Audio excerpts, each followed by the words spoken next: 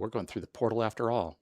It might help if I actually switch over to my webcam mode here. All right, guys, welcome to Dial the Gate and GateWorld.net. My name is David Reed. Darren, whoa, how you doing, man?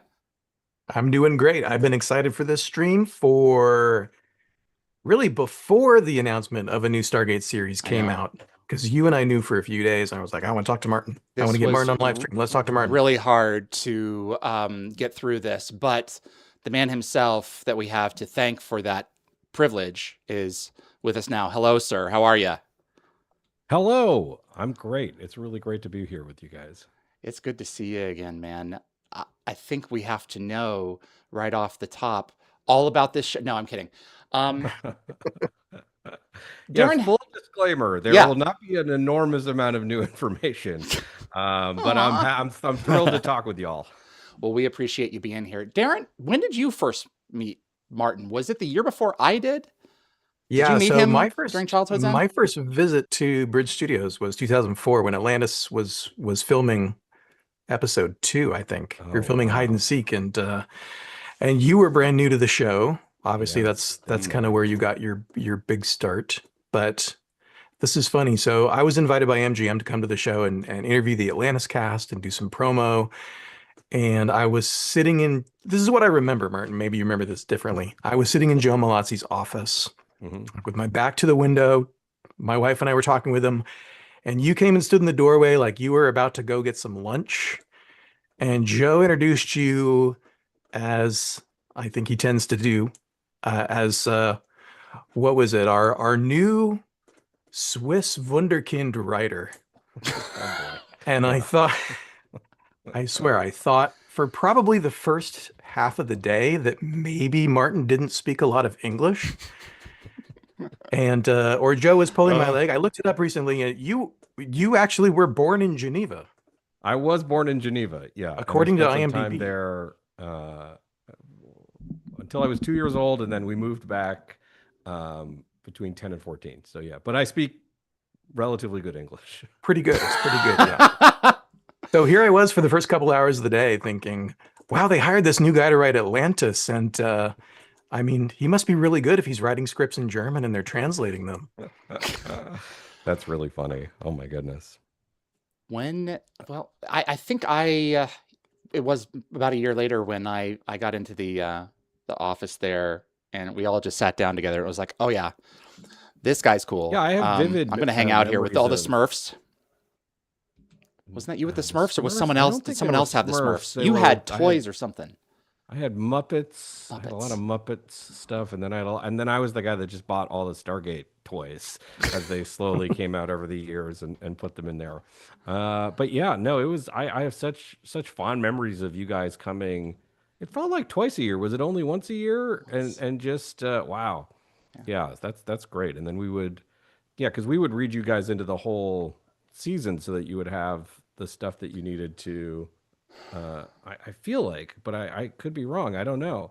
I'd have to go back and listen to like our Gate World interviews. But yeah, I mean, you guys were such great champions of the show even back then, and it was again, this was before social media, right? Like I think Facebook had just come online. There was MySpace, I guess, but like the Gate World message board was like such a resource for us because it was Yeah.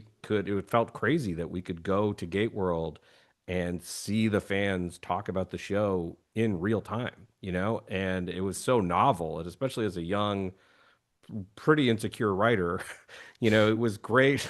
It was great to get that instant feedback of like what they thought was working and what they thought wasn't working, you know.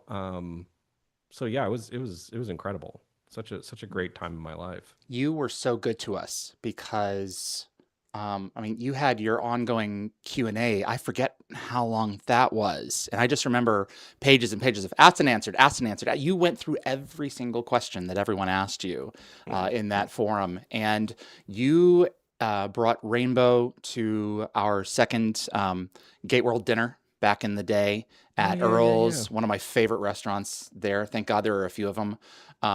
But you were a champion of, connecting with the fandom.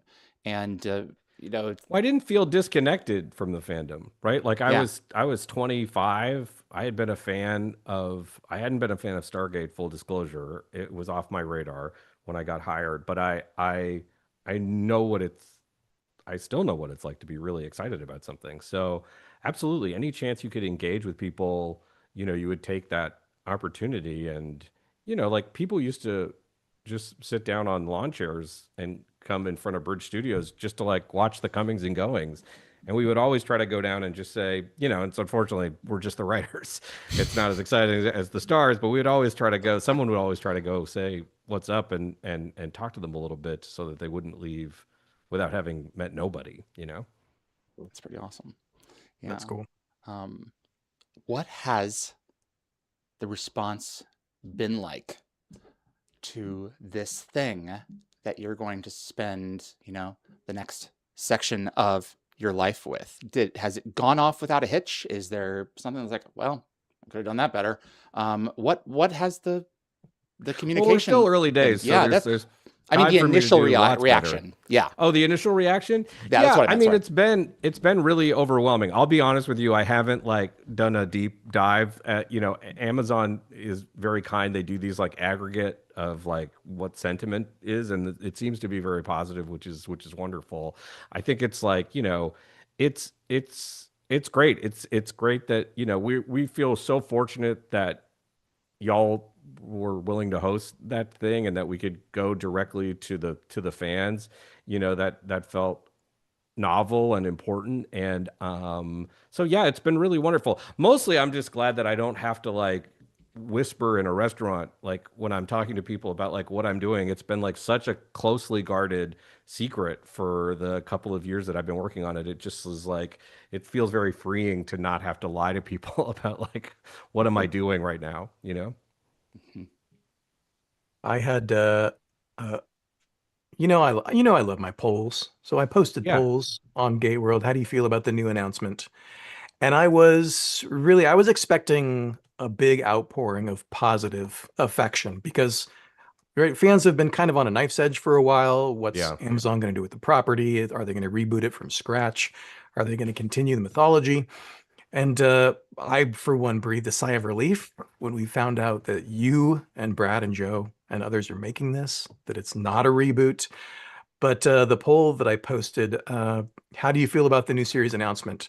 64% say awesome, can't wait. 28% are cautiously optimistic. That is 92% of respondents, I would Wow, say, that's are positive crazy. towards this. Yeah. Great. Yeah. And the other 8% are mostly, I'll give it a shot. Okay. Yeah. Also, like, it's okay to like, like we have to earn every view, like we're gonna try to earn every view, be it longtime fans or brand new people. So like, I so appreciate the people that are all in right now. Like, that's awesome. I'm certainly all in. The cautiously optimistic, I also share that. I mean, we got to make a great show. These are hard shows to make. And I hope that like we can win over any sort of detractor. I feel like, give us a watch, and I think like we'll try to get there. And there's also like the reality. I will say, like, one of the things even from like the early GateWorld forums in the early 2000s or the mid 2000s, I think as creative people, you have to realize like it's impossible to catch everyone. Like there are going to be people that like for instance, there was a small contingent of the Atlantis viewers that like hated McKay, right? And so like I wrote a lot of McKay episodes, and so like they were like, "This guy sucks," and you're like, "Totally fair, totally fair." I write a character that you hate. That is my bad, So it's like Forgot about those days. It was. Pardon me. I forgot about those days. It took a while for Rodney to grow on people as a regular. Yeah, For some it did. Yeah. Well, he was, especially if you were an SG1 fan, he was such a jerk on SG1. And so like the conversion to like, oh, I'm supposed to cheer for this guy now who's so awful to Sam, like it just like there was some inertia to it that got around it. But thankfully, David Hewlett is like, despicably charming. That's the word. Exactly. So we got the impression that you've been working on this, trying to get this made for a couple of years now, but it goes back further than that, doesn't it? The kernel of this idea. Long. Yeah. What's the origin story here? Yeah. Yeah, so I believe my first meeting about something new on Stargate was like 2016, maybe 2017. I had done this show called Blindspot, which was a like a modest hit here in the States, and so it kind of opened up a lot of conversations about people which were like, okay, well, what are you doing next? Which most of the answer was like, oh, a blind spot for many more years, I hope. But MGM, they just we had kind of a general, and we were just talking, and I made a case for what I thought the show should be back then. And I think at the time they were kind of exploring stuff. I don't know whether the features were still, it was tied up basically. And it was going to be complicated because I had a deal at Warner Brothers and they were MGM and they didn't really want to cross pollinate all of that or give up any ownership. So we had had some initial talks like very, very early, but it just felt like it wasn't going to work. And then I was like, oh, okay.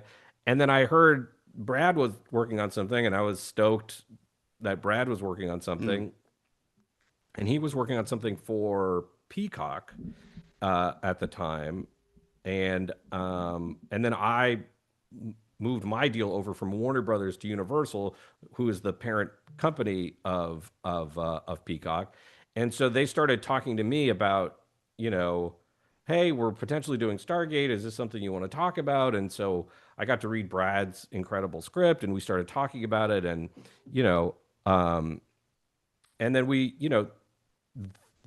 even then we had started talking about an early iteration of what this would eventually be, and and so Brad we had these great conversations, and I pulled in Joe because at that time I wasn't sure, like it was just a confusing time. We were trying to figure out, like, it wasn't sure that Brad's script was going to get traction because of Mm. the people that had commissioned it had left, and so there was an idea of like maybe we'd do something new, all three of us together. And I was over at Universal for some very specific things that ended up not going, but so there was some concern at Universal about, well, they didn't really want me to run it, and so we were like, well, maybe the three of us will do this together, and we started talking about ideas. But looming over, so that was like 2020, 2021, maybe. And but looming over us was the fact that like Amazon was probably about to buy MGM. And so as those discussions creatively progressed and they started to talk about what the business side would look at between Universal and MGM, it all came crashing down because Amazon bought MGM, and that was going to be that. They were going to keep those properties inside of MGM, and I was like, oh well, bummer. And it was a dope idea, and then sure enough, uh, um, when my deal at Universal was up, I kind of was just going around seeing what was available, and you know, Amazon essentially we're just like, hey, we know you have a history with the franchise. Is this something you'd be interested in? Have you thought about it? I was like, I've actually thought about it so much. I would love to talk about this. And so I had a lunch with Matt King and Nick Pepper over at Amazon, and kind of didn't even really lay out my vision so much as my enthusiasm and why I thought it was so important that this, like, and baffling to me that this show was like that it wasn't already on. And to their credit, I mean, like, Amazon immediately had identified Stargate as like a prime candidate for a TV show. Like, they're Good. just like a very secretive company. They're a tech company, right? So like the fact that you didn't hear anything isn't about their enthusiasm. It was about them trying to internally figure out what to get right, you know? And so we talked, and that was probably end of 2023, and then it took a while to make a deal, and so yeah, and then I started working on it, you know, June 2024, about pretty actively. And then when that was closed, I called Brad and Joe rather, and said, "Hey, let's get the band back together." They had Yeah. so generously invited me when it was their thing. I just really felt like it would be crazy to do it without them, to a certain extent, because of our earlier conversations. And then, yeah, and they said yes, which was incredible. It was crazy because I was actually in London I was helping out on another Amazon thing in London. And I texted Brad and he's like, well, I can't talk about this now. I'm in London. And I was like, I'm in London. And he was like, oh, he was like, where are you? And our hotels were right next to each other. It's crazy coincidence. And so he came over and we just gabbed it up, and I was like, I think this is what I'm thinking, and he got really excited. And Brad is just like such a great collaborator. He just like was like, and this and this and this and this and this, and You just then start spinning it right there, right? yeah, yeah, yeah, and so I was like, oh, okay, awesome. And then I really just went and wrote. I was like, I just wanted to, because the tone of the show is so specific, I was just like, let me just try, even if we have to throw this draft out, like I would just like to, let me try to communicate the fullest version of what I'm thinking. So I wrote a draft and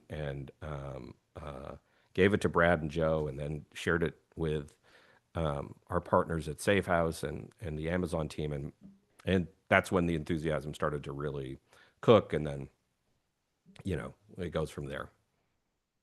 Okay. Was that too How much detail? That's wonderful. I have 10 more questions, but how close is the idea that went onto that page that you're working on now? How close is that to what was, Oh, generated in the 2017? oh, well, the 2017 was very different. The Okay. 2017 was like a yeah, the 2017 was very different. Let's not even get into that. And then the 2020 2021 version wasn't incredibly developed, but like my way in is the same. And so like that, like my initial like creative take was the same. Um, uh, and then it's gone through like many pitches and notes processes, and again, Matt and Nick and Tori and Joby at Safe House have just been so incredible, and so yeah, no, it's Is that wonderful. is that typical for your creative process to you got to take a couple swings at something before you make contact? Yeah, I mean that's the fun of TV in general, right? Is like it's not a solo. Writing can be very solitary, and in television, it's like it is great that you're getting that constant feedback. And what's incredible too about Amazon is like they have a real sense of like what works on their platform and what doesn't work, and what has worked in the past and what hasn't worked. And so like just they've been incredible at guiding the take in I think a really positive way. And so it's just so nice. Honestly, like it's been so charmed, I just didn't believe that it was real. Because also like it's really, like coming out of Warner Brothers and Universal, I had been working on like 10 shows a year because you're like, you know, your job is to produce things for those studios, but also to sell everywhere. Whereas Amazon, I'm just worried about making shows for Amazon, and all they were worried was just Stargate. So this is really all I've been doing for 18 months, which feels Wow. crazy. Like it's like, but creatively it's so fulfilling. And so there was a worry that I was like, what if they don't do this? Then it would be so bad. I would have just like burned. I literally would have to start from scratch on something new really quickly. But again, I have taken them at their word the entire time, and they've backed it up. They've been really, really. They know how important this franchise is, and they know how important this show is, and yeah, I mean, I can't ask for better partners. Wow. How did your choice to announce the way you did um, come about with Amazon, including us? I mean, how did that approach happen?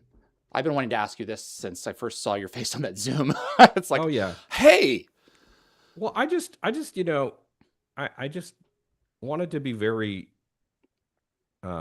thoughtful about it. Like you know, secretly, guys, I have been watching, Dial the Gate and GateWorld for the past 2 years because I just want to boy, stay, I just want to stay up with like, well, where is fandom? And like, and David, you've been such an incredible resource, honestly, because like I just have quite honestly forgotten a lot of stuff. And Yeah. then Darren, like truly like some really thought-provoking essays on like what the future of, the franchise should be, and some like really interesting takes.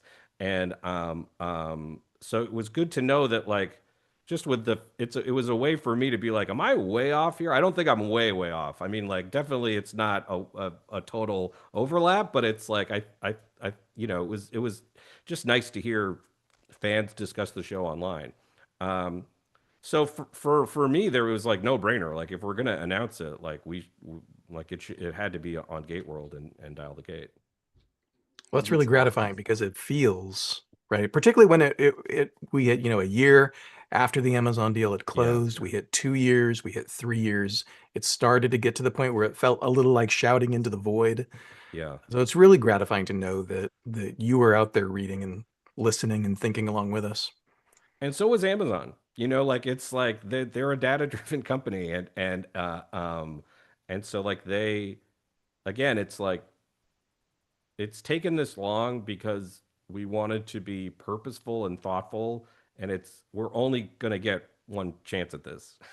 Yeah. Like, and I've said at the beginning, like, I'm not thinking of like, here's the 11 shows I want to do. It's really just about like, I need to make a great season of television. And if that season of television is a success, then we can figure out what the rest looks like. There's obviously, this is a show that has proven it can support multiple shows, and so but right now the focus is uniformly on like, let's just make an incredible season of television, and then let hopefully the success of that dictate the roadmap in the future. Wow. So let's get down to brass tacks.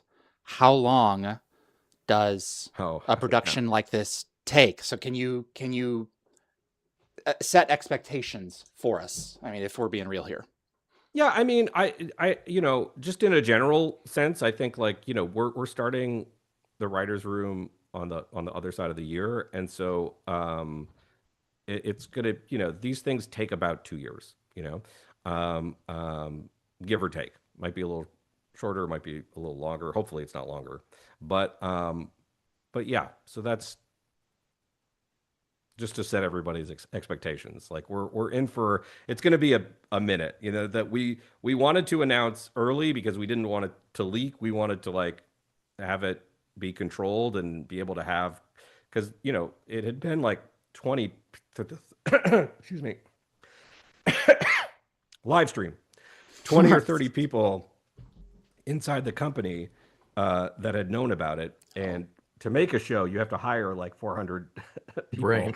And so like that circle was going to start opening up, as it did in the last few weeks, pretty broadly. And we wanted the fans to hear it from us and not from a leak. Well, That's great. makes a lot of sense. Yeah, that's gonna. I imagine that most of that is post production. I would think at least a Yeah, good it's pretty chunk of even. that. It's pretty even between how long it takes to shoot, and then, you know, again, I think Brad alluded to in that video, like we have resources that we we haven't had before. And so we're talking to some of the biggest visual effects houses, in the world, historically amazing.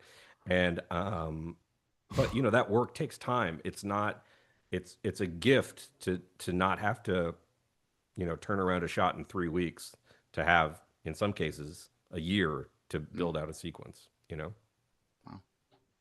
That's more or less what you guys were working with on the original shows, right? You had Rainmaker and other external vendors, and then you had Mark Savella building the internal team Yeah, for visual incredible effects. internal team. Yeah, But you guys were rolling through, right? When you're doing 20 episodes a year, you're rolling through. You got to 40. decide 40 for 3 years. Yeah, But you got to decide, okay, how many shots can we afford? How many shots can I fit in my episode? How long can they be? And then work with those guys to turn them around on this constantly rolling basis where yeah. what's the latest you ever delivered an episode to the network? Oh, I mean, hours before. I mean, like a day Oh, Really? before. Like it is. And also something that is different with all of these major platforms is, the show goes live day and date across the world, and they need a certain amount of time also to do what's called localizing, which is like that they, I think they translate into 30 plus languages, which is incredible for all of those audiences. Wow. But that, that takes a certain amount of time. So like once we're finished the show, before it can air, they have to go through this like localizing so that all of the countries and, what do they say? 240 countries and territories. 240 countries and territories. Yeah. Yeah, at the same time. So that just the back end of that is really, really impressive. One of the things about modern television that is frustrating for me, Martin, and you may be able to speak to this, you may not, is that 2 and 3 years between seasons. Is there a snowball's chance in hell that if the first season is successful early on while it's airing, that you could, is there any chance that we'll get if it's really successful, another season about a year later? Or is it 2-3 years now, and that's just the way it is? I mean, I don't want to listen.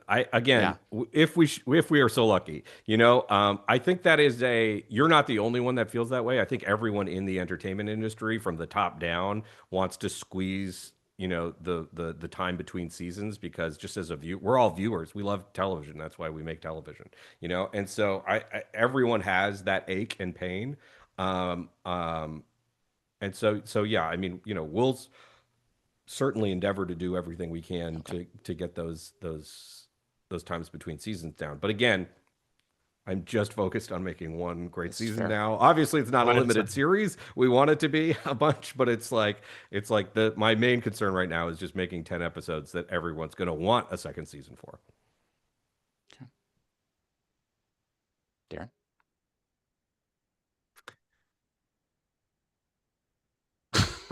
I lost my notes. Darren, Martin, do you, a yes or no, do you have the opening image for your show in mind? Do you know it? Yes. Do you know what it looks like? That's awesome. That's cool. It may change as things do.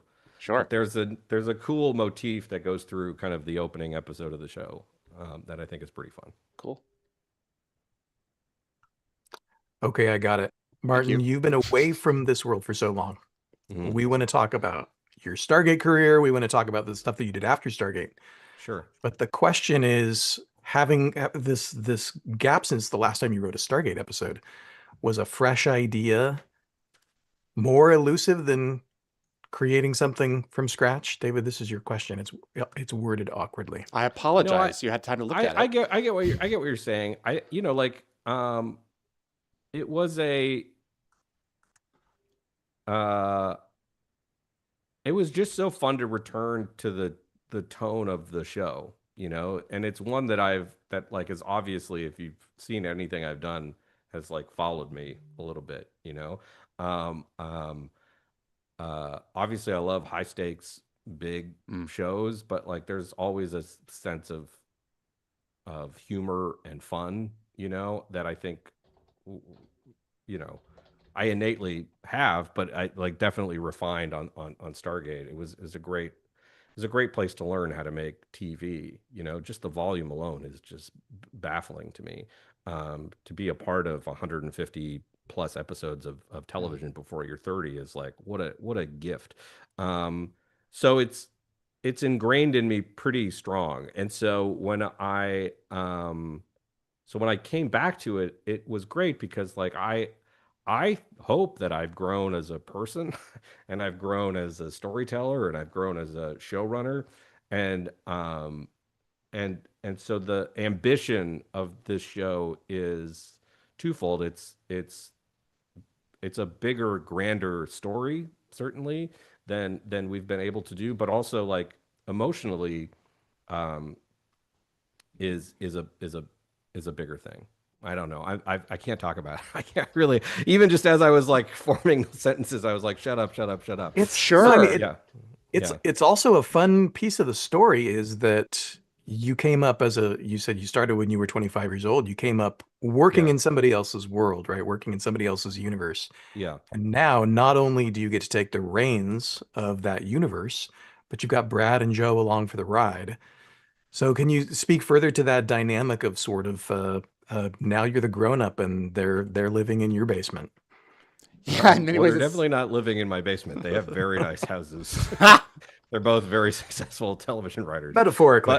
But yeah, no, and I don't even really see that way. Like that you are right, Darren, is that I think part of the concern with me is like, how do I make this my own? Like, how do I make this, Right. show that is, but I think again, what I was excited about was just like how much the overlap between Stargate and me was. But, I think like, you know, to have Brad there, Brad is specifically like I feel Joe technically was my boss, but I do feel like we were contemporaries, Yeah. at a certain point. Or the And older brother. yeah, exactly. Whereas Brad is like a huge mentor of mine. And so, just in the developing of the show, I think, there was a moment where we were done, press send, you know, off for approval, and Brad just sent me, you know, the simplest text, which is just like, well, they wanted a new Stargate, and you gave them a new Stargate. Like, great work. This is fantastic. And I I got choked. Like I got really. It meant so much that he, um, uh, that I had not let him down. That I had been able to do something that felt new and exciting, but that he was also proud of. And excited to be a part of. If we were so lucky to make this thing, and so now the fact that we all kind of like get to do this again is like such a rare um, honor, and we're all very grateful for this chance. No one goes it alone. No, never, especially in TV. I mean, TV is like truly, a couple thousand people are going to work on this season. Like it's like everybody puts a lot of hands go on it before it makes it to you, and they always make it better. They very rarely make it worse. Yeah.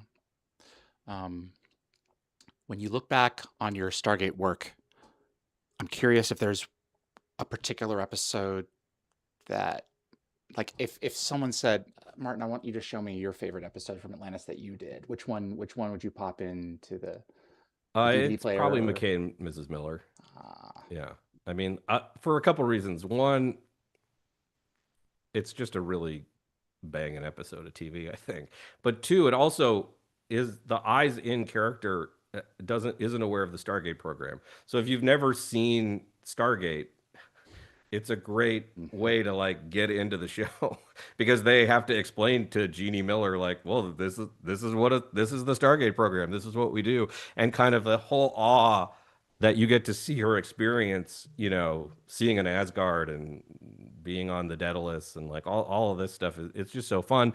And then it's also like, it was written at a time where my brother and I weren't as close as I wanted us to be, and I was a young kid and didn't know how to say some of those things, and so it was resonant to me, and then obviously David and his sister, my friend Brendan Gall's in the show as well, who's remained a close friend and collaborator, and so yeah, no, that one is just like one of the great privileges of making TV is it sometimes just immerses your life in amber for a moment. And that's not something I was aware of when I was younger, but now that I am, 25, 20 years older, it's like I'm so grateful to have these things that you can go back to. They become home movies. Like you don't really remember when I watch shows now, I don't really remember. Like it's cool to see the show, but I have vivid memories of the making of those shows. So they become like these strange time capsules, if that makes sense. and they're inextricably part of you. I mean, you said that some of you know some of the things that you and Shane talked about were some of the things that Rodney and Jeannie spoke about Yeah, in yeah, McKay and Mrs. yeah, Miller. It's like this is really like yeah. where David just casually knowing the name of my brother. That's what I'm talking, David. You're just like Deep cuts. you're the store. You're the store of all knowledge. I just keep these things in my brain. I've been stalking you for years. No, I'm kidding. It's very impressive. Yeah. David and I were talking before the show about what specific episodes we wanted to bring up if we were going to talk about Atlantis episodes that were not the big whiz bang explosion finales. Yeah. And I picked McKay and Mrs. Miller because this Oh, wow. episode, I love it so much. It touches me so much.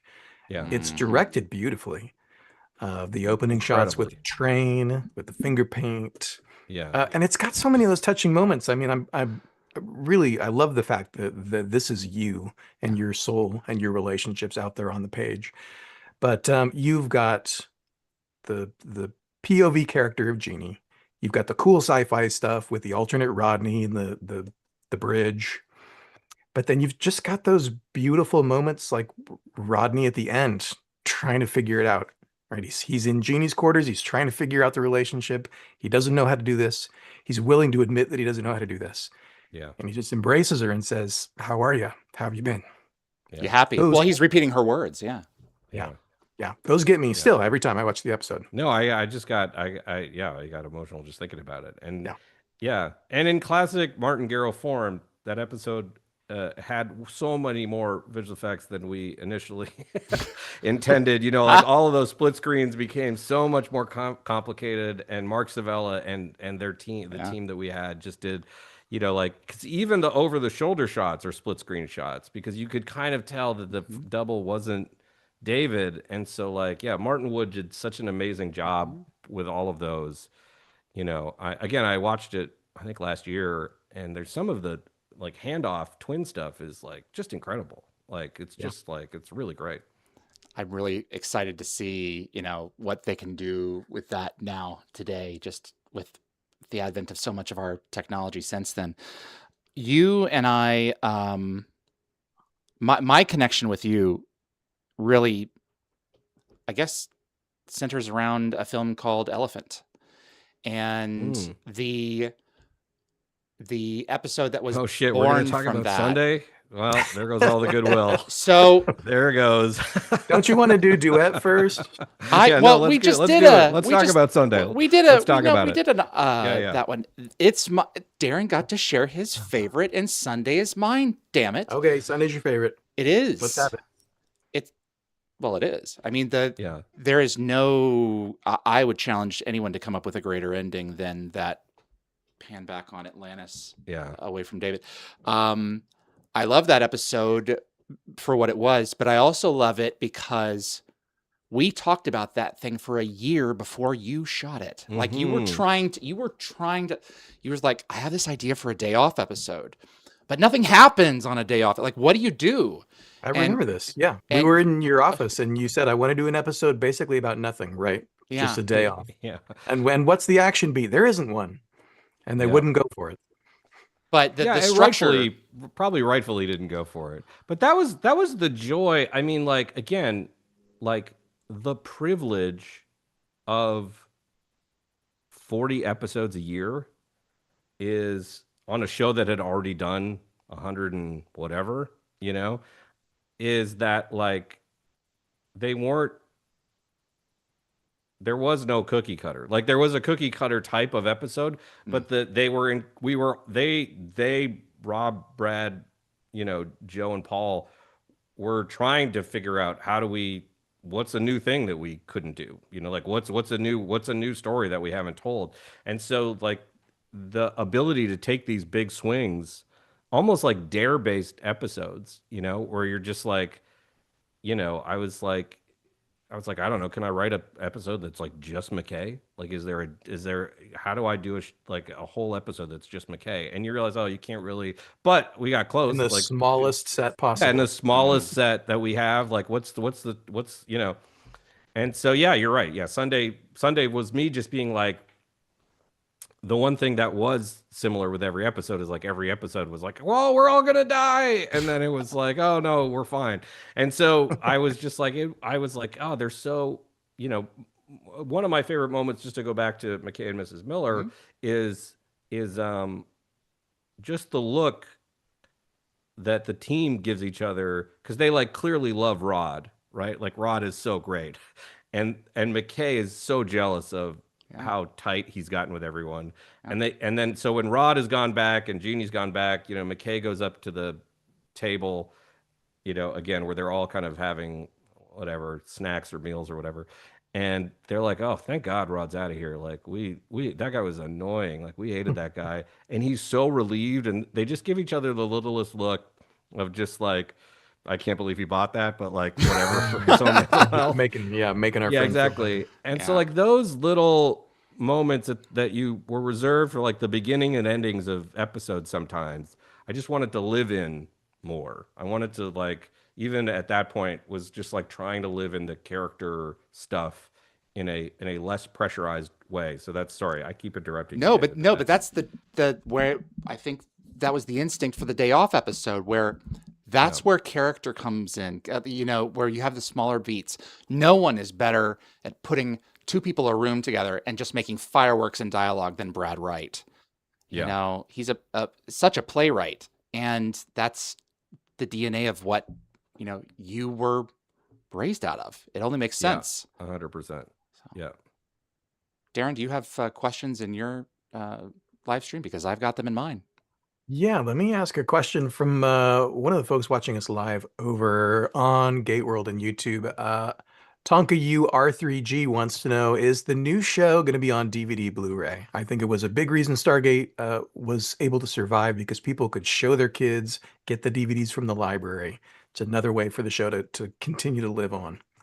That's a great question. I actually don't know the answer to that. It's a great question though. Yeah. So, folks, just to establish, unless you're in the event that you're joining us late, Martin's not going to really be able to talk a lot about the new series. I may ask questions just to keep you guys from sending pitchforks my way later. But yeah, well, the big one that I have to ask about the new show, I have to ask, Sure. Sertvalheim must know, will any survivors from the explosion of the Furlings planet be featured in this show? Yeah, I mean that's not to give it all away. That is what the show's about. Absolutely, that was we were just like, let's just do a full Furling show. The Jim Henson Company is coming in. It's going to be really great. No, I'm of course kidding. Just importantly to say, Yeah, stop that but internet rumor right now. yeah, exactly. God. No, the Furlings don't feature in. I can't say the Furlings don't feature into the show at the moment. Yeah, you're only working on season 1, so Yeah. Darren. Well, are we ready to go back a little farther? I want to know when you knew you wanted to be in entertainment. What brought that kid to Bridge Studios in 2004? Oh, geez. Well, yeah, I've wanted to do this since like I've had memories. Truly, I mean, like I just like I've had very supportive and nervous parents who like rightfully were like, he's got an aptitude for this, but like we don't know anyone in showbiz. I don't know how we go from Ottawa, Canada to like making a living. Uh, um, but they were so supportive and so I've just been making little movies with my Star Wars toys since I was a kid. Just to we had a janky ass video camera and trying to figure out how to make those shots look cinematic with my 1/18th scale Star Wars figures. So I come by it honestly and actually have now, and not in this room, but I've finally collected all of the Star Wars figures because those to me were like my first cast. They were my first collaborators, and so it's like just nice to see them where I am now. I'm like, oh yeah, guys, look how far we've come. But yeah, so yeah, no, Now I you can wanted get to do this. now you can get an Aquaman figure and say, I used to order you around for real. Yeah, exactly. That's right. And no one orders Jason around. You gently ask. But but yeah, so it was just something I've always wanted to do. And, that's what I went to school for, both high school and college. And then after college was kind of eking out a living, working at Starbucks and doing some freelance work. And then the call came in that they were like, they're doing another Stargate show. So they need to hire one more writer, which is crazy, that they were doing essentially doubling the amount of episodes that they were going to do. And they're like, we at least need one more person. I was shocked. I was shocked that they didn't staff up a whole show and did 40 the way that you guys did. Mm-hmm. Yeah. But thank goodness they didn't. For me personally. And so, yeah, so I back in those days, the way to get on staff was through freelance scripts. And so, I pitched them 3 I think I read the pilot. Is that possible? And then I must have, and then I pitched them 3 ideas. One of which was a very early idea for Childhood's End that they liked, and they said, go ahead, write a outline. And I was like, holy s! I was just like, that'll. At that point, I was like, that's gonna pay for my year of living. I think it was $8,000. Like it was so much money, and I was like, okay, so I wrote it, and then they sent it in, and they said, hey, they called and they were like, hey, I think we've gone in a different direction. And I was like, oh man, oh well. And they're like, so could you come to Vancouver and like, we'll just re-break it together. We feel bad, like our bad, you know? Wow. And I was like, oh my gosh, yes, of course. So I flew to Vancouver and worked with them. I mean, I was only there a day. Wow. I could be wrong, but maybe it was 2 days, but I think it was a day. I think we just rebroke Childhood's End in a day. And I still remember Paul being like very protective of the characters. Mm. And I was like, relax, it's a TV show. I was just an idiot. I was an idiot child. And but we did it, and uh it was interesting because, not to turn a long story already long, but it was funny because like I basically just went and was like, I'm just gonna try to be funny and fun to be around because like that's, I think, the most important. I can't tell anybody here how to write a Stargate better. I mean, I'm gonna put in my 2 cents. I'm gonna have to write a draft at some point.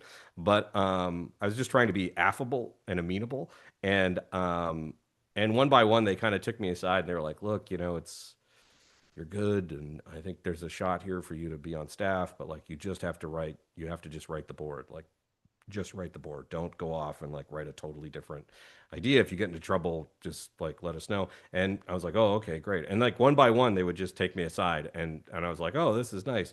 And then finally, like Brad just took me aside and was like, can I give you some advice? Like, just go write the board. And I was like, oh, okay, great. And I'm very worried about the dialogue just because like the character voices. And he was like, don't worry about it. I'm going to rewrite all of that. He's like, just get in and out of scenes right.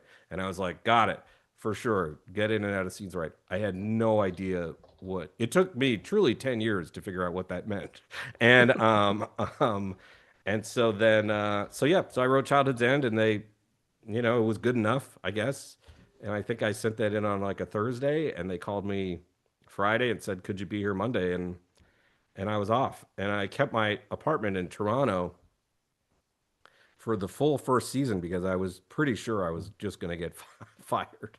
I was just like, there's no way this can be real. Because the thing that I had tried to do was, because I didn't know what the voice of the show was yet, I just wrote what my best version of Stargate would be, if that makes sense. Because I also was worried, like, if they don't like that, then I won't do well on this show, but thankfully they liked it, and yeah, I was there for 5 years.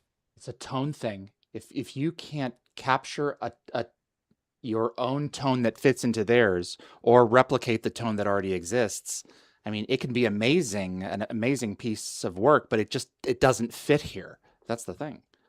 Yeah, it's like casting. Like, I just tell actors always to be like the most themselves, honestly, because like we're looking for such a specific thing, and we'll know it when we see it, and there's no way to guess it. So like, just be the most you, and if it's you, it's going to be you. That way you don't have to fake it if you get hired. You have to be Yeah, that thing yeah. for. Oh man, exactly. I have. I don't.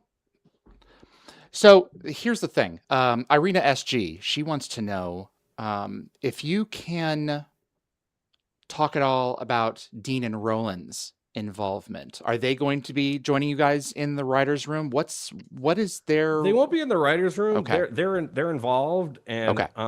yeah, no, they're yeah. Okay, perfect. Darren? I'm going to meet with Dean, I think, next week. So Okay.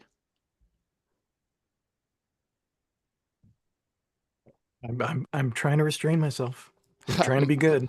Marcia you Middleton. can ask away. I just can't. Oh, Again. we're trying to and be and fair. Yeah. Yeah, I don't want to keep you putting you on the spot over and and to over again. everyone Yeah. that's asking a bunch of questions about the new show, like totally fair. I'm so excited about it. Hmm. Thank you for your questions, and just know that like you don't have to wait until the show's gonna come out. Like we will be doing some more of these, Yeah. and we're, we're planning to try to do some sort of quarterly Hmm. update. Like we're going to stay in contact, and there Good. will be like little bits will slowly come out. But like today is very nascent. Like we don't even have all the Yeah. writers hired yet. Like it's I just don't want to. I don't want to I don't want to spoil anything, but I also don't want to say something that could also shift because the show is in kind of a fluid space, Right. Well, then let me, because That's very fair. you mentioned something earlier, and I want to clarify here. You said 10 episodes. Is that fixed or is that potential? You don't know for sure right now. Oh, did I say 10 episodes? Yes. I mean, like, yeah, Everyone noticed. yeah. Yeah. Oh, Well, so it may not be fixed at this point because, there's a I think lot we can going talk on more there. about that at a later date. For Okay. sure. All right, Yeah, for yeah. sure. David, you put in the notes a question about one of my favorite characters from the behind the scenes Stargate SG-1. Switching over to Stargate another document Stargate without my. Atlantis. Are we talking about? Wait, are we talking about? There's a certain character that our guest helped to develop, along with some help from Paul McGillion. For the Oh, Danger Beckett. Is there a chance that we might see Danger Beckett The whole return? show's built around Danger Beckett. That's why I'm back. Finally, Danger Beckett will get the spotlight he's so richly deserved. It's called Danger and the Furlings. Yeah, Danger. It's just called Danger. No, seriously, if there is not a cameo of Danger Beckett, I will riot. I think you're the only one who will riot. So it will be a small protest, but no, that's very funny. Yeah, it was so fun. I mean, like some of that I look back on and cringe a little bit. Like I think like we were putting out. I loved that piece, but I mean, like we were putting out so much content, like because like the Blu-rays and DVDs were or the DVDs at that point were such a huge part of the Yeah. show, and you needed to have a special feature. Ivan Bartok did such an incredible Sisyphean task of like attaching a special feature to like every single piece of the show, and certainly like as an older person now looking back on some of that stuff, some of it's very funny, like the Road to a Dream is, I To a think, Dream with Martin Gero. really fun. That's it. But there's other stuff where I'm like, oh my God, like what were we thinking? What were we doing? You're trying You know? stuff out, you know? Yeah, I know. Yeah, you the were industry goofing term off is and having VAM, fun. value added material. So, Yeah, some of it is yeah, more yeah. valuable than others. Yeah, Well, and for real. if nothing else, you made Paul McGillion look good. That's it. Paul McGillion doesn't need any help looking good. That's not only a good looking man, but like what a great actor. That's it. My favorite beat in that, I just rewatched it. My favorite beat is you struggling with the accent, and then Paul just turns and looks at the camera, just dead eye. Yeah, he's Yeah. great. Everyone was so good in that. I mean, everyone on the show is so funny, and we showed it off to a certain extent on the show, but like just behind the scenes, it was nice to be able to capture some of that. I'm going to ask Darren's question now, since he basically did mine. Do it. Where does the Bill Nye reference in Blindspot? Where did Oh that yeah, let's start? talk about Blindspot. Yeah. I am a big Blindspot fan. I love this show. Oh, fantastic! Thank you. Yeah. Well, I love Bill. Bill was obviously on the show on Stargate in my last episode, right? The last pretty episode close, that yeah. I wrote and directed. And so he and then we became friends. Like it was just obviously I'd grown up with him and we became friends. And so like, just maintained a correspondence. And then there's a genius character on Blindspot named Patterson. And we were like, oh, wouldn't it be so funny if like Bill Nye was her actual dad? And everyone thought that was great. And because what a lot of people don't know if they've only seen like the first season of Blindspot, the show got very strange.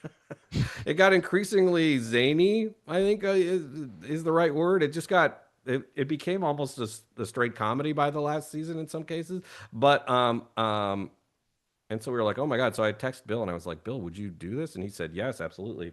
And so um it ended up being, I think, 4 or 5 episodes that he was in as Patterson's dad. But yes, I had to name check Rodney McKay in there. Had to unite the worlds How, so Well, that that's it's the all one follow-up. universe. That's the follow-up. Is Blindspot canonically Oh Stargate? yeah, Blindspot now. It has to be canonically in the Stargate universe. Yeah, absolutely. yeah. Yeah. How Claire Brownlow, how key is it that you want to make the next show a family-friendly show that everyone can sit down and watch it together? Yeah, that's a great question. I mean, that's a conversation that is ongoing. Quite honestly, like I don't have a great response to that right now. Mm.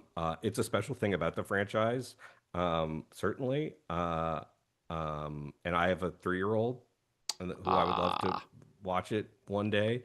So it's just a question. We're just trying to figure out when she can watch it. That's part of the sure. conversation we're having now. Evie Cahill, having worked on Quantum Leap and Kungu? Really? Kungu? Is that the title? Kungu? Kung Kung Fu. Fu. Guys, spell check for Typo. me. It really does say G. You've seen, what works over the years. You've seen what doesn't work. Uh, in moving into this next chapter of your life, do you, in terms of a project, how much keener of a sense do you have of what works and what doesn't? Or are there, as you go from project to project, do you become more aware of certain holes to avoid in your path when you're moving your vehicle through? Like, has your Yeah, has I your think, and process again, refined? I can't get specific, but I think like there are definitely none of those. Nothing I've ever made is. This is going to be shocking to some. Nothing I've ever made is perfect, y'all. And so we've definitely made mistakes. And the great thing about having a long career is that you can learn from some of those mistakes. So there are some pitfalls, I think, in rebooting those two shows that were definitely helpful to make those mistakes there before and try to avoid making the same ones here For sure. without getting specific, unfortunately. Of course. Well, then tell me creatively, my impression, kind of looking at Quantum Leap from the outside, was that show was up and running a bit, and then you were brought in as a showrunner. Uh, That is correct. is that That, right? And how was that yeah. experience for you creatively to kind of step into somebody else's show? It was really rough, if I'm being Okay. honest. It was Yeah. really, really, it was that's the hardest thing I've ever done, both just emotionally because, I was an executive producer on the show. Um, uh, uh, I had, much like I'd been on Kung Fu, Christina Kim created it, and then, she went on to run it spectacularly for 3 years with an incredible staff, uh, and I assumed that would be the case on a Quantum Leap, and then it's a to no one's detriment, it's just a really hard show to get right. It was a really Mm-hmm. important show for NBC, and but I had no intention or real any desire, to be totally honest, to step in, and but it was just going. It was headed in a bad direction, and so I came in. I mean, I don't want to speak ill, but Yeah, don't I worry about came it. in and there was a lot to be done. Okay. Let me just put it that way. But there, unfortunately, had been some flags planted that were like, we had to figure out how to, like, there were things that we were pregnant with that we had to figure out how to land a plane that was kind of on fire, honestly. And so it was that cast is incredible. The writers were that stayed were phenomenal, and but it was truly just trying to stay, just trying to keep the nose of the plane up, for as long as we could for that first season, certainly. And then there was no break, like we just because of the strikes and everything, we just like there was no downtime between season. Like we just started filming the second season immediately, and so it was really hard. It was really hard. I learned a lot. I think some of what we did on that show is really, really strong.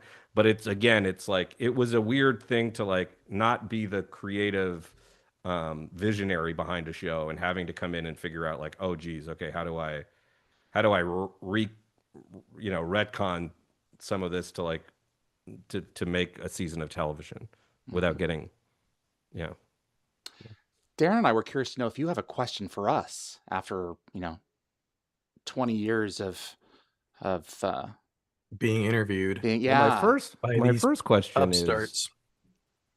is that a real ZPM? No, this is made by a buddy of mine in Australia, and isn't it So something? cool. Yeah. Yeah. Yeah. I would love to buy one of those. I'll get In you that one. case. I'll get you one. No. Just give me his name. I would love to. Okay. Yeah. I mean, I think like, what is a good question for y'all? Well, what has been, Darren, I know just again from watching your videos, I'm speaking like we're intimates, but like, I know that you were having a moment where you were like, maybe this is it. Maybe it's time to fold up shop. Boy, I remember that day. What has kept the fires going for you for so long? Like why, you both have been so important to the survival of the show. And I would just love to know that like what was the gas in the tank for those lean years? Yeah. Like what got you There- through it? There were a few years in the lean years where there wasn't a lot of gas in the tank, and Yeah. GateWorld has always given me the benefit of being able to work on it when I have the energy. Yeah. If you go back and look at the archives, there are weeks, sometimes months at a stretch where there's nothing posted on the website, and that's either because I got busy with my day job or my family, or I just ran out of gas and couldn't do it anymore. But then something comes along, and you get a new spark. You get a new bit of energy. And I guess, yeah, not knowing, right, I'm pushing 50 now, and not knowing if I was going to see another Stargate show in my lifetime was getting emotionally draining on me. But you know what? The other thing that has kept me going is I watched Stargate with my family. Over the course of several years. We watched SG1 in Atlantis. We haven't watched SGU yet because my youngest is not quite there age-wise. How old's your youngest, just out of curiosity? What's that? How old is your youngest? He's 13 now. Oh, When we were watching the show, he was Yeah, 9 or yeah, 10. yeah. So yeah, going through and watching all of the movie and SG1 and Atlantis with them, having them actually like it and become fans of it. Mm, My oldest is 20 now. He's going to go to Vancouver with us. yeah. Wow.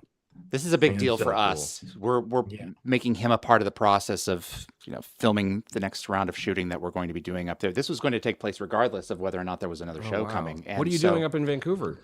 We're going to film some roundtables with cast and crew, letting Oh, great. them just talk. And we're going to give them some talking points Oh, that's and a couple of other special things along the way.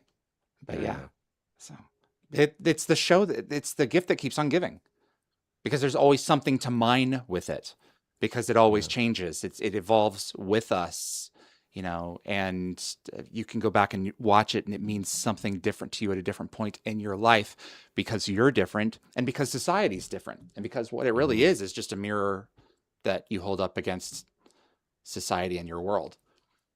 So they can always be watched. It's like the Twilight Zone. There will always be Twilight Zone marathons on Sci-Fi Channel until the heat death of the universe. That's My just wife how it watches is. Every time there's a sci-fi marathon. What is it with the marathon that we get up? Like all of those shows are available for streaming, but there's something special about. They're like, oh, it's the marathon. It's the New Year's Eve or New Year's Day marathon of the Twilight Zone. My wife is just glued to the I think TV. there's comfort in there. There's It's the same reason that 3-year-olds like to watch the same thing again and again. There's familiarity, and I don't know what you mean. But yeah, no, totally. This has been tremendous, sir. We really appreciate you taking the time. Marcia Middleton, how do you cultivate such a beard? Oh, you Oh, asked my beard question. I was going to end on that. I've been that's sitting here. this is How do that's I a get very my beard nice to do that? question, I think, and it yeah, I don't know.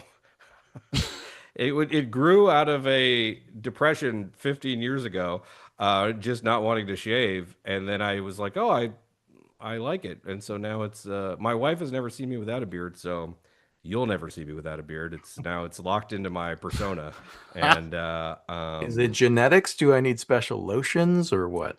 There's no, like butter stuff that this you can is apply I to don't think it's it. even that great. It's you just got to let it. It's got to go through a bad phase first, where it's Yeah. just crazy, and then you can. It's like a topiary. You can kind of slowly shape away at it, and then Yeah, I it's had a it can COVID be bad phase. yeah. Yeah, didn't we all? Well, again, thank you so much for making the time, and again, I'll keep saying it, but like in those lean years, thank you for just keeping the flames home, so flames lit at home, and I'm so excited to continue this discussion over the next couple of years as we make the show, and again, I apologize that like the lack of substance to a lot of Don't. these questions, but hopefully as as as time goes by, we can get into more and more exciting stuff. Gives us a lot to look forward to for sure. This has been All great. right. Really Well, appreciate you, thank you man. very much. Yeah. I will log off. Is that the right thing to do? I That's don't. it. Yes. He and I Okay, are going to great. keep on talking. So Okay, you have a good fantastic. holiday. Thank Bye, you, everyone. Martin. Happy holidays. Thank you so much. We'll see you Bye-bye. Bye again. bye, man. Okay. Bye. All right. Let me go ahead and switch this over here. I think I did it right. Give me just a second. All right. There we go. Oh boy. We need to switch things around here real quick. I am you and you are me. Just 1 second, bro. All right. That was great. That was yeah.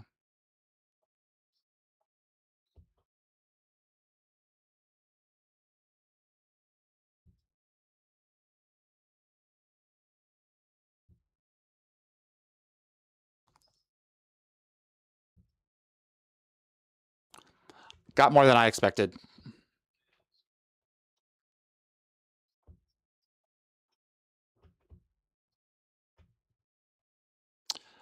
I am thrilled that he even took my email. It was oh, just 1 second here. Thank you. One moment. Thank you, everybody. Okay. Very good. Yeah, Okay. I'm Got sorry. me now? Darren, can you please repeat? I apologize. Yeah, what did I just say? I was we were surprised at how Martin much came information we in- got.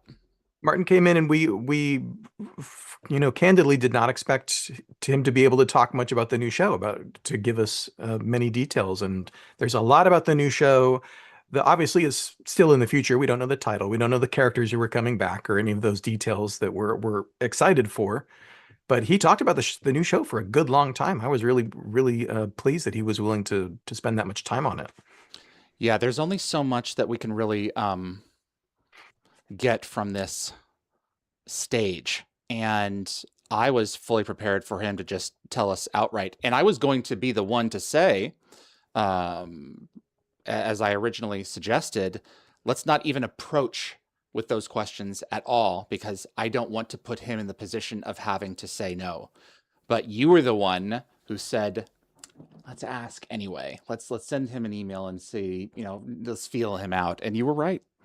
Give him a chance to go as far as he wanted to go, which is exactly what he did. He's the show creator. He's the executive producer. He knows where the lines are. But it's really significant, I think, for people to realize how early we found out about this show. Typically, with a show like this, you won't know until maybe the writer's room is convened, maybe they're getting ready to do some hiring. And as he said, once you start to hire a crew, then suddenly 400 people know about it. Yeah. We know about this really early, and the show basically only exists in Martin's mind right now. He's got a pilot, he's got a show Bible, he knows where he wants to go.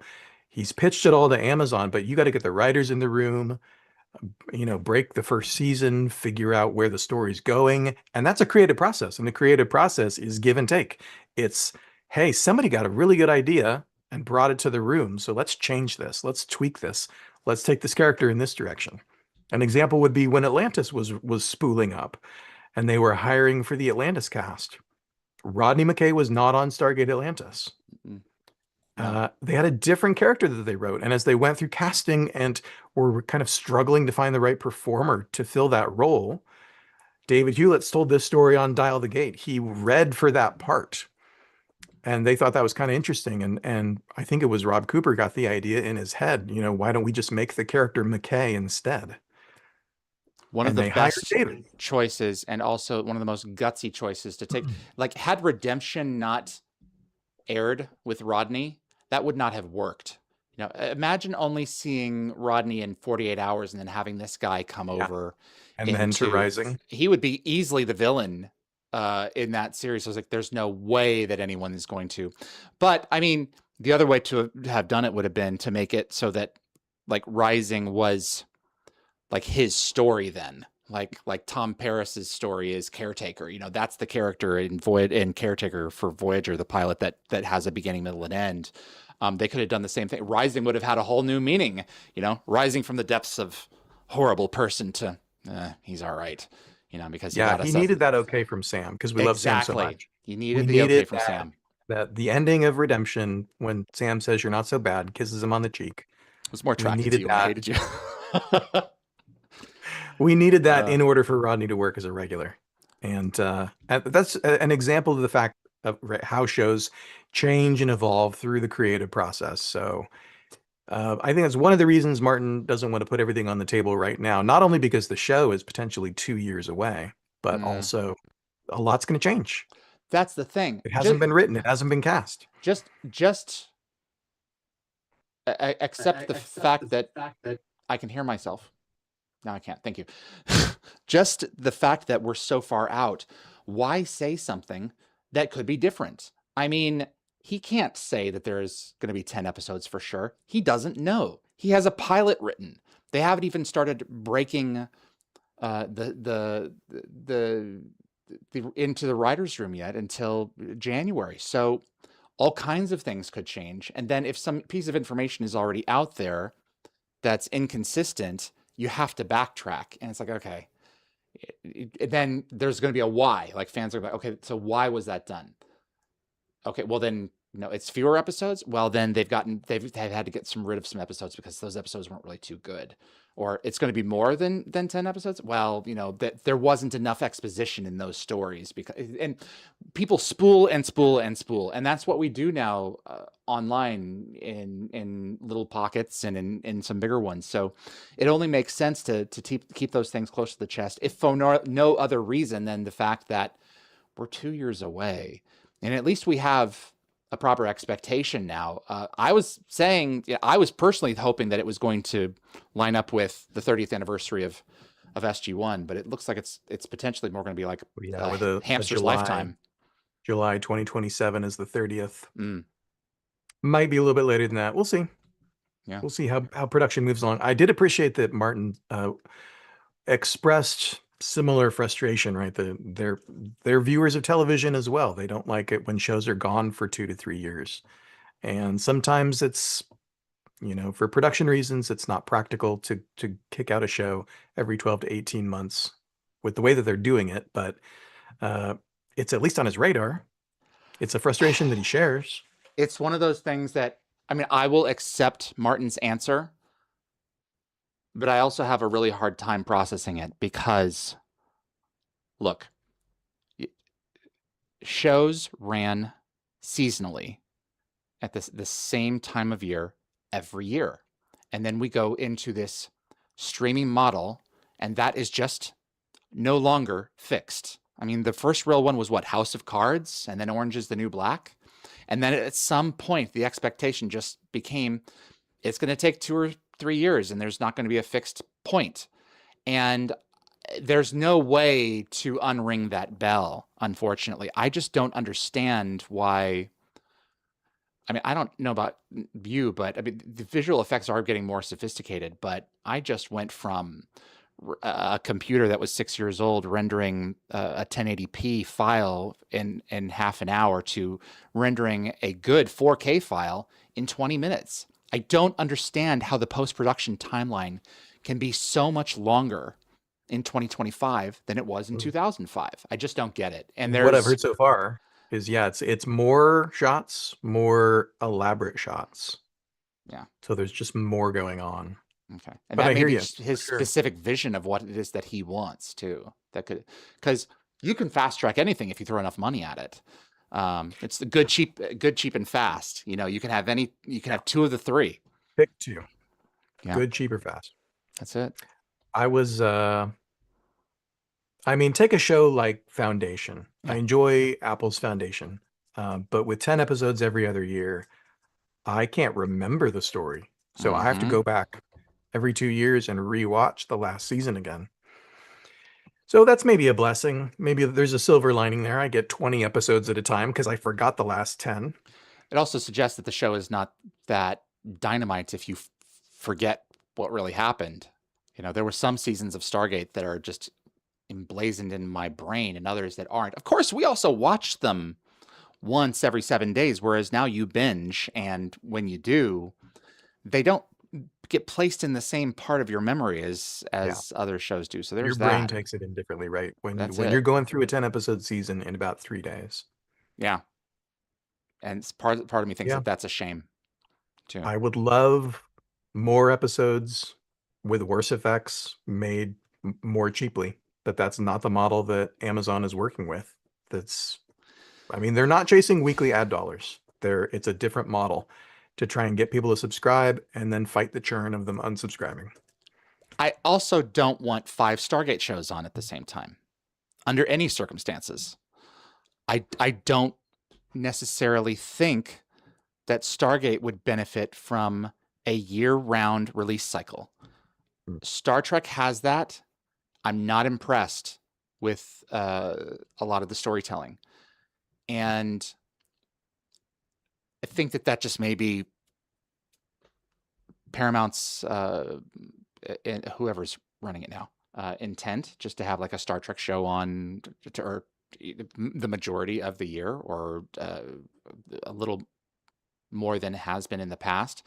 But I think that even with such a broad canvas as Trek, I don't think you're really doing the franchise a whole ton of favors by cranking these things out like cookies left and right. I think that having sat in the place where we have for the past 14 years with next to nothing, I think I've gained an appreciation for the fact that there's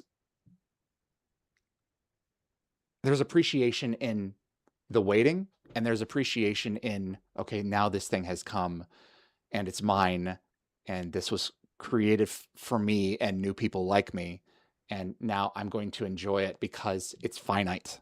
If it's no longer finite, it loses its a part of its intrinsic value.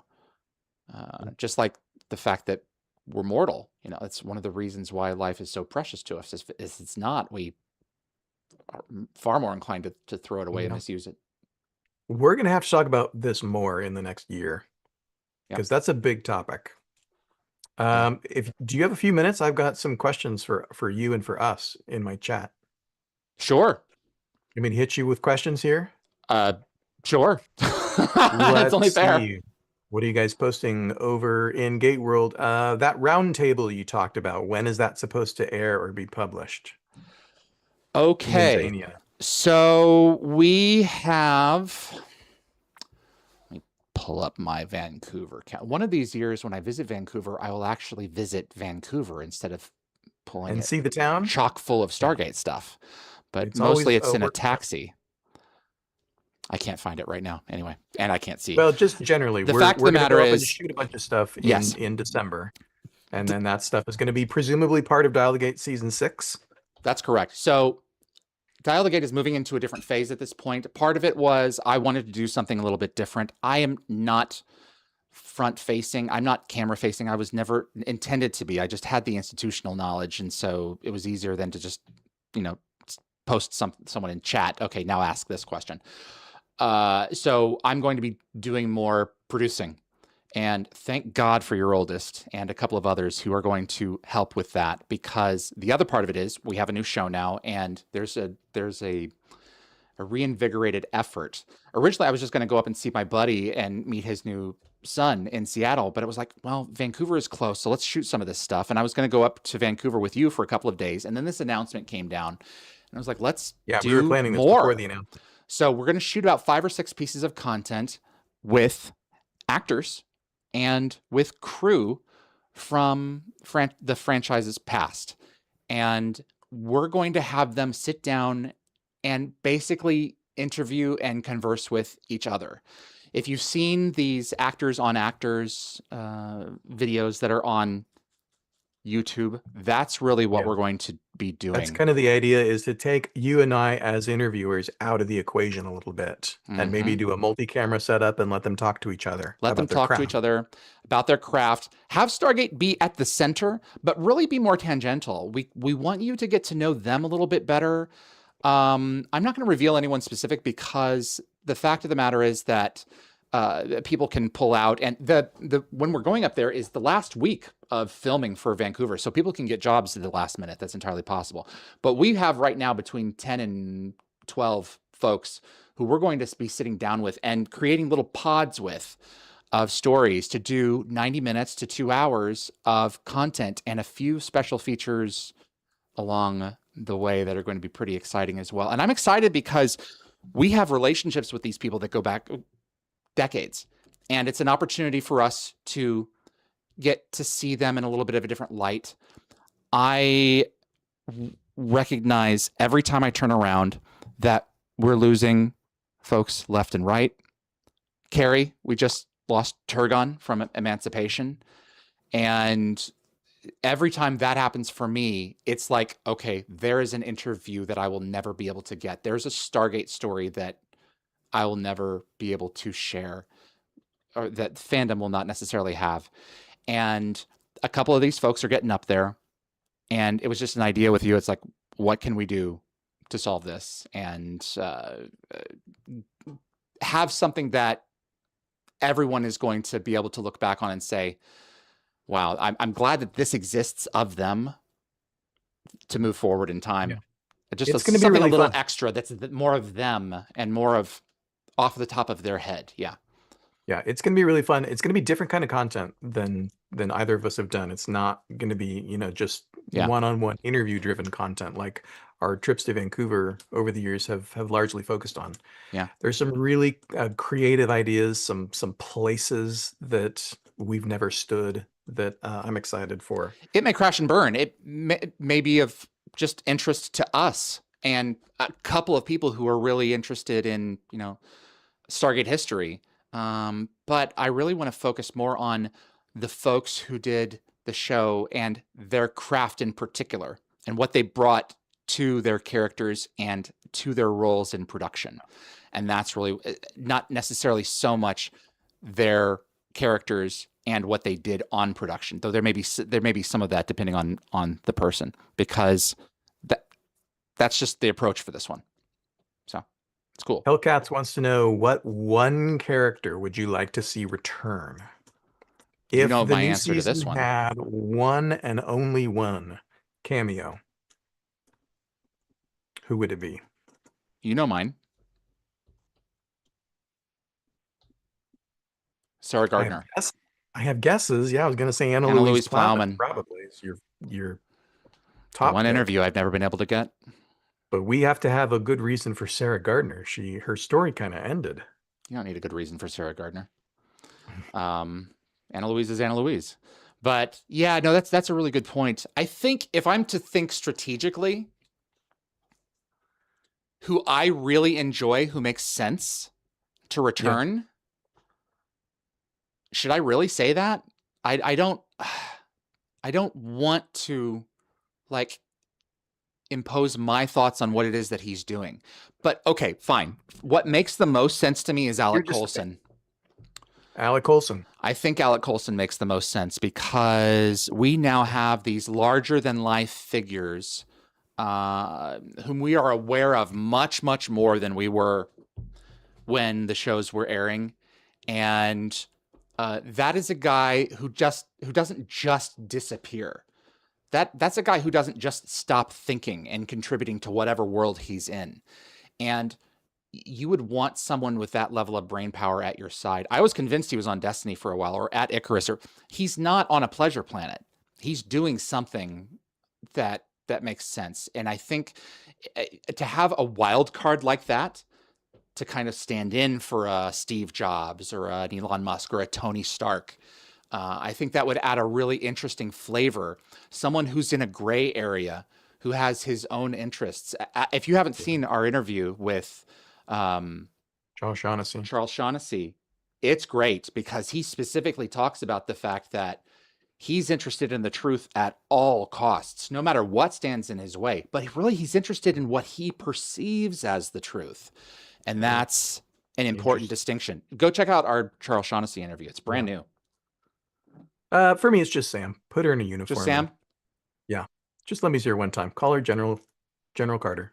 I'll be happy. Calling from a cabin, right? Calling from a cabin. Mark wants to know, will you guys cover spoilers and leaks as you did in the old days? I'm not. I'd get some more of a GateWorld thing. But yeah, seriously, we haven't discussed this. What is your policy going to be? Well, now that we're talking with 800 of our closest friends. I haven't had to think about a GateWorld spoiler policy in 15 years. We obviously we're approaching the new show as fans who are going to want to watch it and enjoy it, and not spoil it. The challenge is to report on it in a way that is provocative and continues to drum up interest, but doesn't ruin it for anybody. I kind of feel like spoilers probably won't be much of an issue because most of our spoilers, are episode specific spoilers. Back in the day, used to come from casting sides that would be they'd go out to casting agents and they would go up on casting websites and be publicly accessible, at least if you had a subscription. And it doesn't work that way by and large, especially with an Amazon original that's much more secretive. Those ways of getting information about scripts are much, much harder to come by. So I don't expect to be able to get any access to any of that in advance. So I guess, yeah, if we even have access to any spoilers, we'll deal with it as it comes. But the goal is enjoying the show. That's the thing. I can't see it spoiling the show for anybody. I can't see you doing it largely because we're not trying to get people to see that we're there anymore. I mean, it's part of that was you had to do that because everyone else was as well. And you didn't want us to be left out of the loop because if this is going to come out anyway, we better be reporting on it. But I think that you and I are you're almost 50 for crying out loud. I mean, we're at a different point in our lives where it's what do we really need here and what services the greater good of Stargate fandom, and let some of the younger ones, play around with something that may be true, may not be true. Yeah, and for the record, I'm happy that casting sites are not widely available anymore. With a 10-episode season of a show that I absolutely love, I don't want that stuff on the internet. It was a tightrope walk for you and Stargate Productions.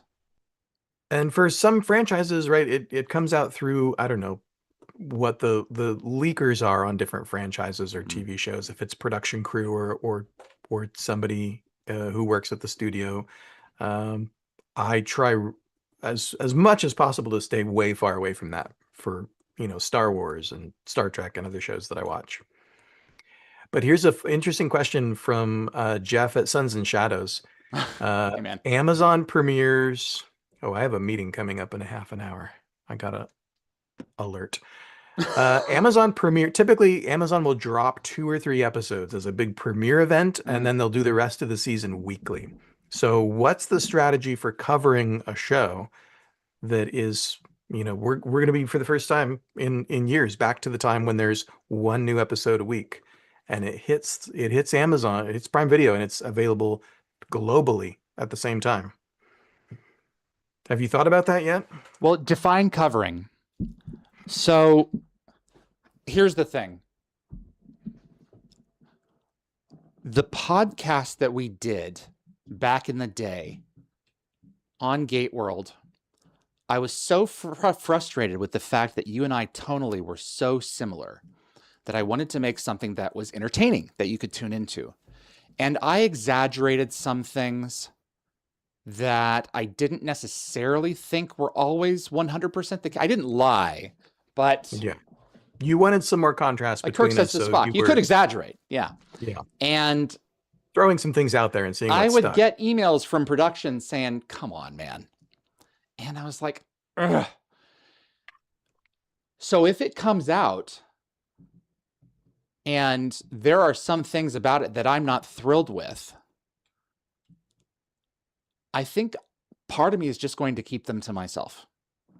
Because Well, you can play the role of a host, right? Whether it's right. Roundtable extremists or whether it's guests on Dial the Gate, That's you can right. play the moderator. You have the delicious problem of looking forward, and I can look back.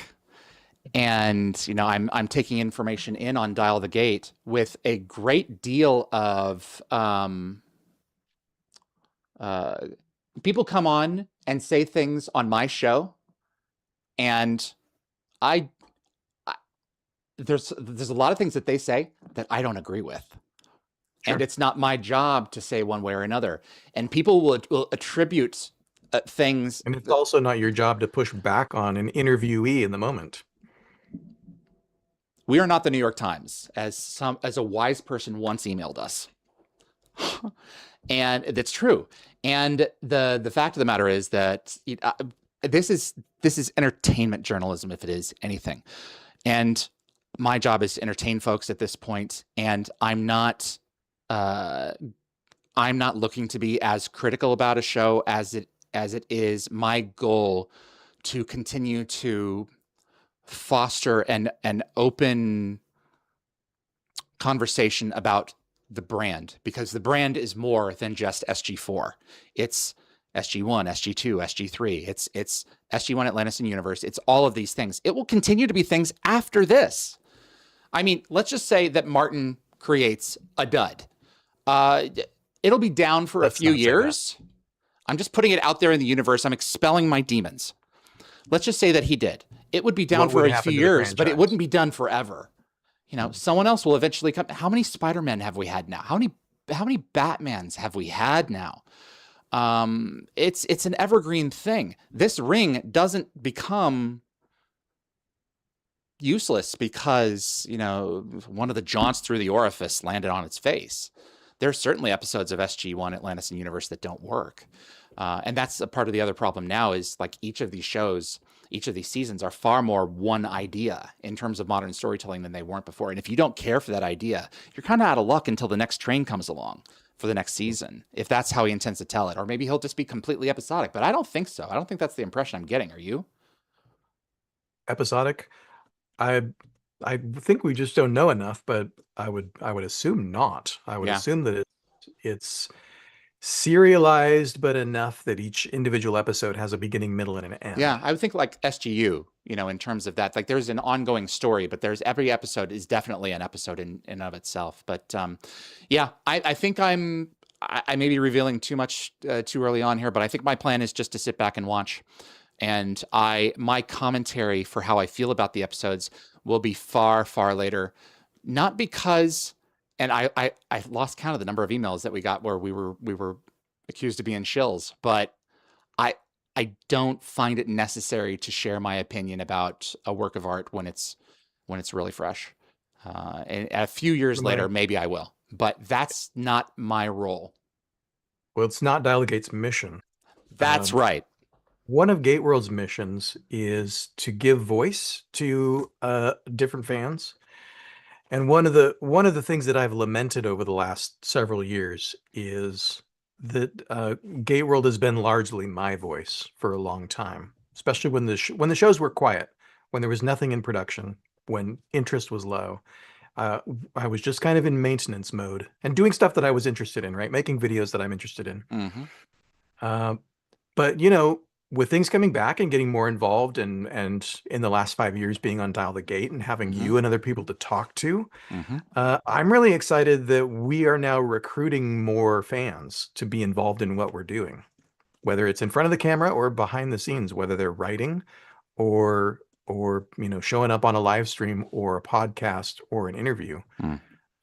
I would like more voices. I would like more faces to be on GateWorld. So I would love to be in a position where when the show premieres, we have a sort of a cadre of Stargate fans who call GateWorld home, and we can just pick 2 or 3 of them and stick them on a live stream to talk about the new episode. And maybe none of them are you or me. So I've had this idea that I wanted to run by you, and maybe we should do it offline. But part of me is just like, let me just not have you say yes or no now, but float it to you now and just see if you've got the brass balls to do it. I really think that oh, are you still there? Is that on purpose? Jerk.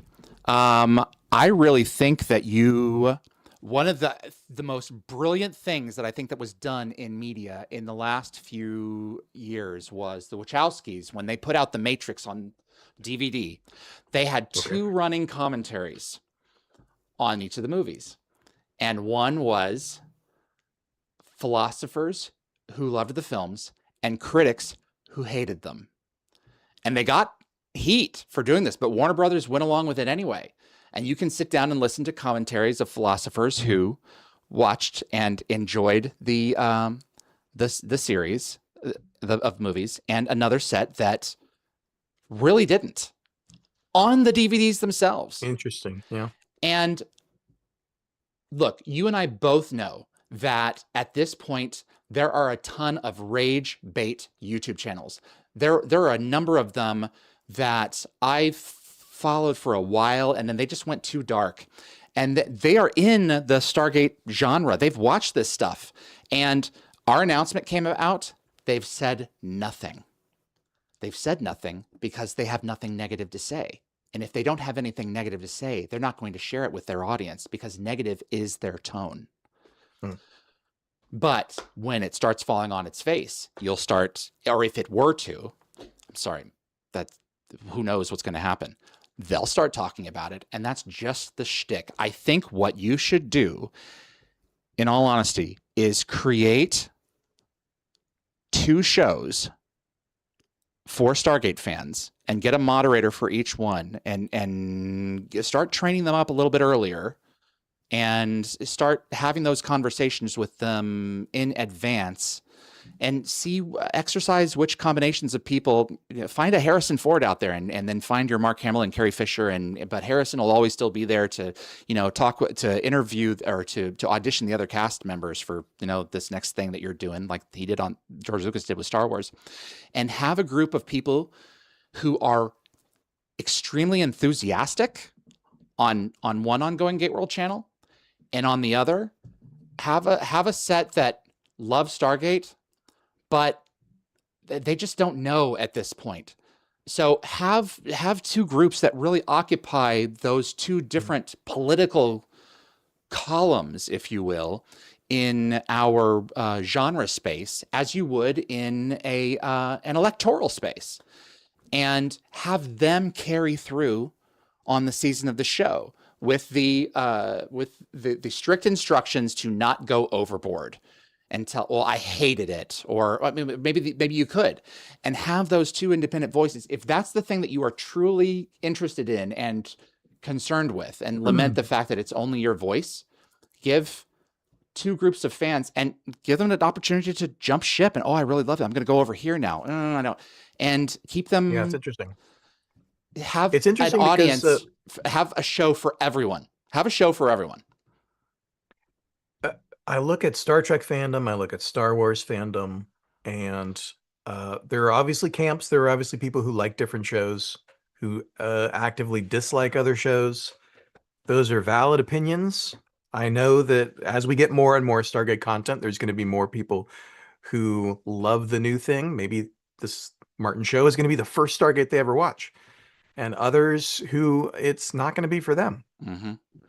So how do we make space for our fandom to all enjoy the franchise together, even if we don't all love every piece of it? That's a giant challenge for Yeah. GateWorld. I mean, we've had real challenges in years past, right? With SGU, we had real challenges when it came to effectively platforming people who were not just sharing why they dislike the show, but just actively campaigning against it. Yeah, and that's not what I'm talking about here. I'm And that talking was about that was a real challenge. Yeah. So I- that's part of what needs to Yeah. be navigated in what you're describing. But I take the suggestion.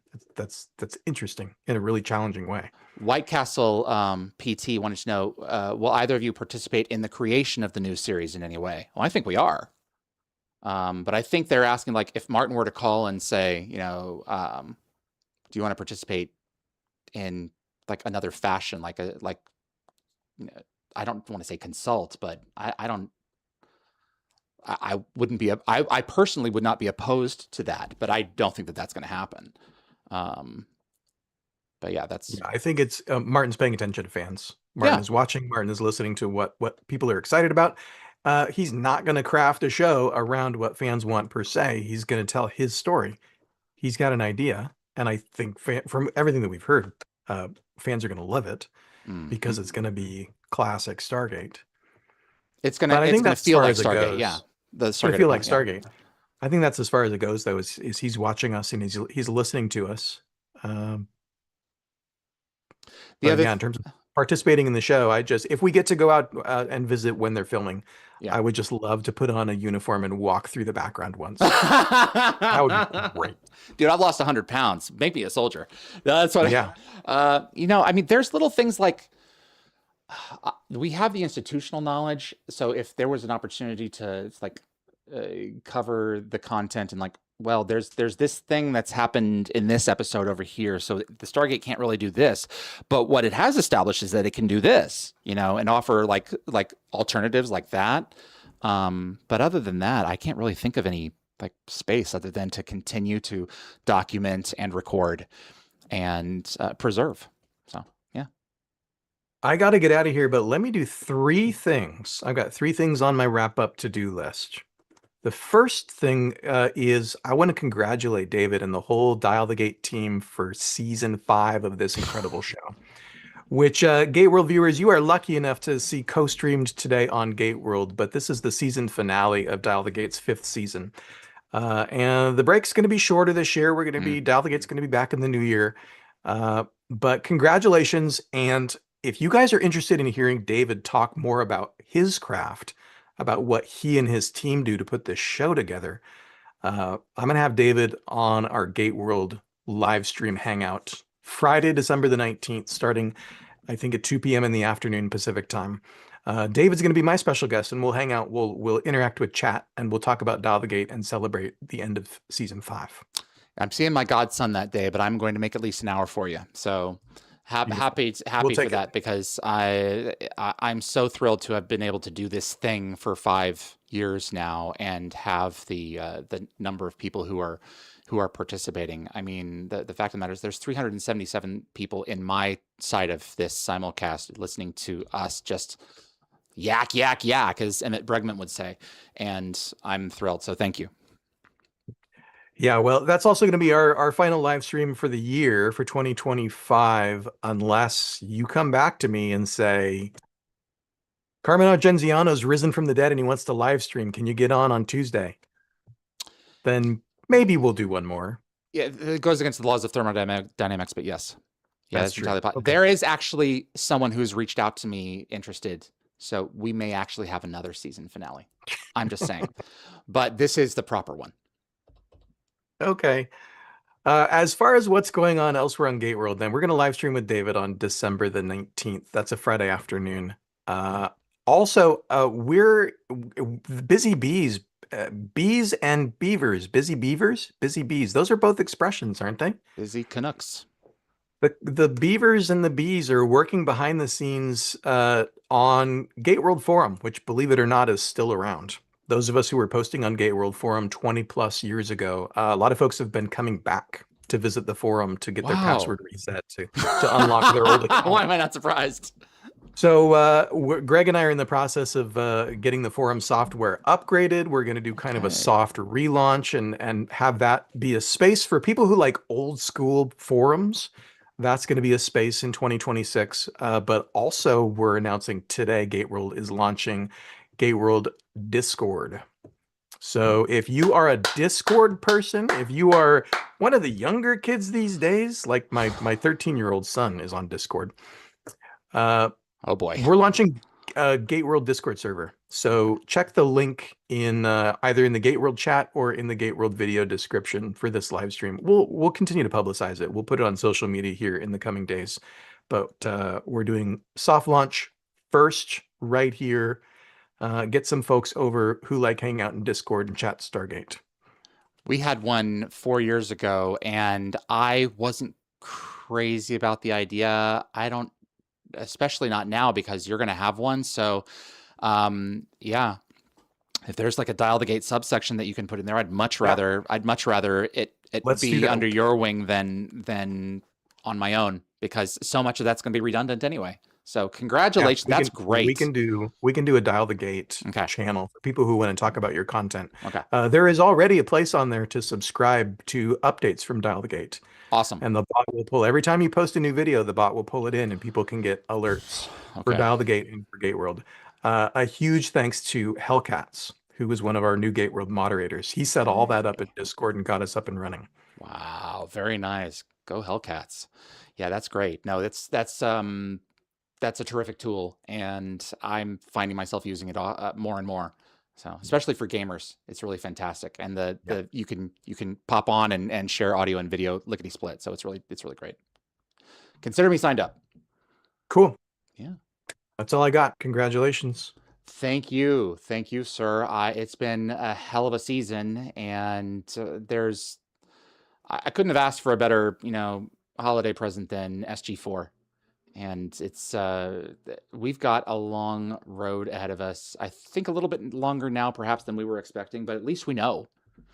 Yeah. And there is an opportunity here to continue to grow the fandom and look back. And I'm sure there are going to be things that are going to be obvious to us 6 months from now that why weren't they doing this then? This is a great feature. We can do this in advance of this thing that haven't occurred to us yet. And the fact of the matter is, you are building your operation with people. I am building mine. If you want to participate, and I haven't communicated with you yet, reach out to me at dialthegateshow@gmail.com, you webmaster@gateworld.net. Am I right? And let's make something cool together. There's so many people from so many different disciplines who are coming together because they love this franchise and they only want the best for whatever's going to come next.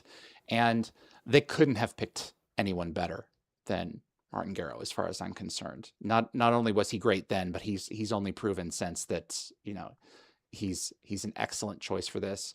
And bottom line, I want to go on whatever journey he has planned. Yeah. Big thanks before we wrap. Right. Yeah, big thanks to GateWorld's moderators.